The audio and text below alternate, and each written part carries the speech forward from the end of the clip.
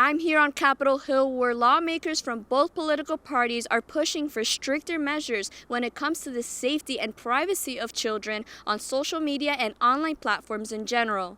The Big Board Bar here is one of the many places where NFL fans gather to watch the Super Bowl and snack on chicken wings, burgers, and beer.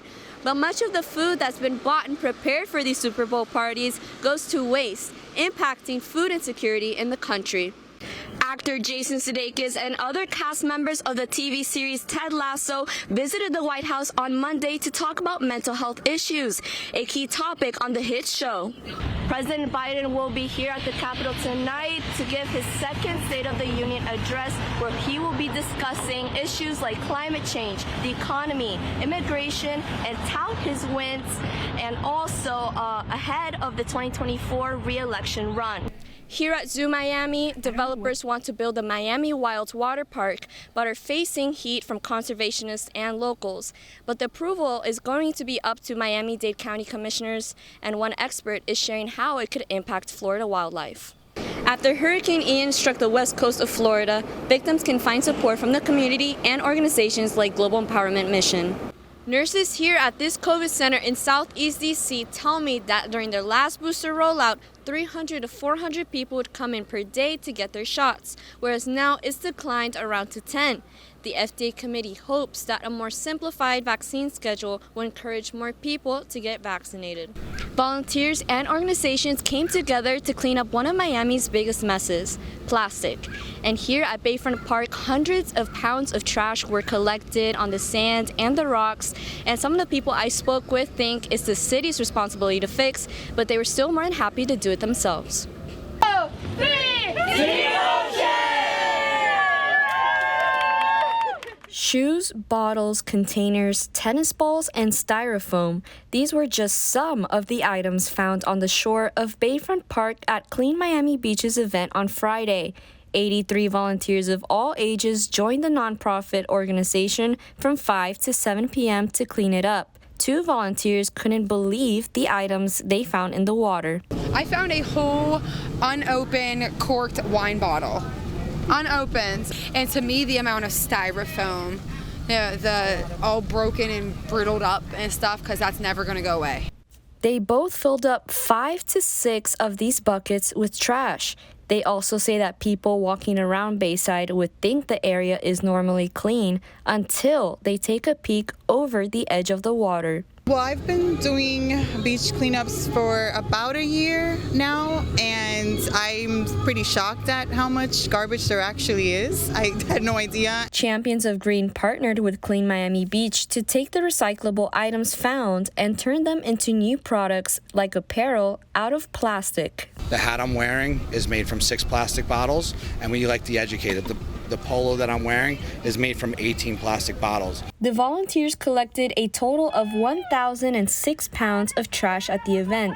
One organizer says the purpose of these cleanups are to educate and create awareness about how much of our garbage is polluting the environment. To start making a change, this is what she suggests people do. Everywhere you go, reusable water bottles, reusable bags. When you go to the restaurants, ask for no straws or bring your own straw, your own containers. Like, bring your own things. If everybody puts their part, we can make a change. Clean Miami Beach isn't done yet. Their next cleanup event is on September 2nd on 10th Street, where they invite the whole community to join them in helping save the planet, picking up one piece of trash at a time. Reporting from downtown Miami, this is Nicole Ardila for Kaplan. Here at the nation's capital, thousands of people are gathered for the Bigger Than Roe March to fight back for the constitutional right to an abortion 50 years after the Roe v. Wade case. child killing. The march in D.C. is only one of the 200 sister rallies across the nation this weekend for the 50th year anniversary of the landmark case. With the overturn of Roe last year, many adult protesters feel like they're repeating history. Yeah, I grew up during the 60s and 70s, and I've already been through this once, and I'm devastated by the Supreme Court. They no longer represent the people. The marchers started at Freedom Plaza, made their way to the White House, and finished at the Supreme Court, lasting almost 3 hours. People of all ages, genders, and races participated in this march, yelling chants and holding handmade signs to send a message to lawmakers. We will fight year in and year out. We've been fighting for decades and we'll keep going.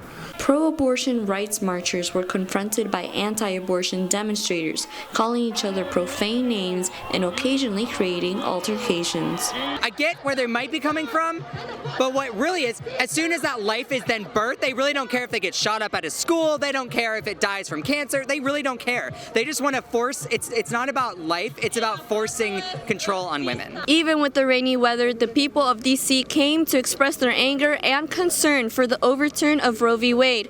Reporting from Washington, D.C., I'm Nicole Ardila for the South Florida Media Network.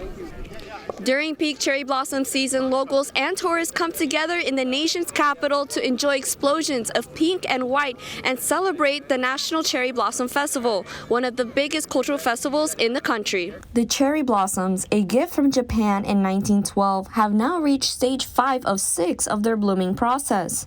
DC's longtime tradition calls for cherry blossom-themed sculptures and decor all over the city, public transportation, and even porches. The Japan Information and Culture Center is one of the several places in DC honoring the history of the blossoms with Japanese artwork and haiku poetry created by students. Cherry blossom season is a great example of Japan-U.S. Relations, Japan-U.S. friendship, and what we wanted here in the Culture Center is just to bring it more into the community, and that's why we reached out to all of these schools. Arctic House recently launched their seasonal exhibition that gives people like Gemma Lagarde, a tourist from the UK, an interactive experience with springtime artwork. This is our first time, so yeah, just trying to take as much of it in as we can. We'd heard lots of things about the festival, so we thought something like this was a really good opportunity to kind of see it in a different way. People can also try seasonal edition food and drinks, including cherry blossom flavored ice cream, coffee, and tea, to name just a few. But for other tourists, just seeing the blooming cherry blossom trees that are unique in DC are what they most look forward to during this time of the year. It's beautiful. It's gorgeous. And the trees are just, everywhere, and it seems to put everybody in such a good mood. Yeah. Everybody's happy and excited and taking pictures. The festival will host its opening ceremony on March 25th, along with several other activities throughout the month, and will finish off with a grand parade ahead of its official end on April 16. Reporting from Washington, D.C., I'm Nicole Ardila for the South Florida Media Network. Good morning, South Florida. I'm Julian Davis. And I'm Nicole Ardila. Today is Tuesday, September 5th, 2023. Florida's Big Bend empowering forward as crews continue working to restore electricity. Both the governor and the president show support for those that were most affected by Hurricane Idalia.